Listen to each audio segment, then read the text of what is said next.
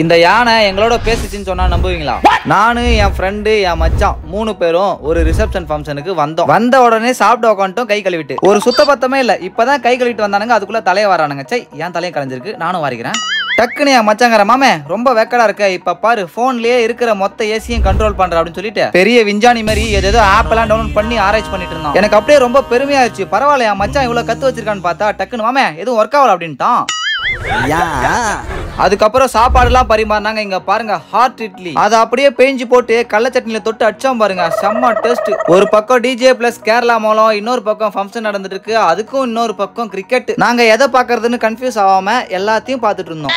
சரி, வீட்டுக்கு போலான்னு வரும்போது தான் அந்த யானையை பார்த்தோம். அந்த யானை கிட்ட போய் நின்னதும் எங்க கிட்ட பேசிக்கிட்டே இருக்கு. பட் ஆனா வாய்ஸ் வாயில இருந்து வரல, வேற எங்க இருந்தோ வருது. எவனா அடியில கடியில பூந்துங்கன்னு எங்களை கலாச்சிங்கிறானுங்களா இல்ல உண்மையாவே யானை தான் பேசுதா ஒண்ணுமே புரியல.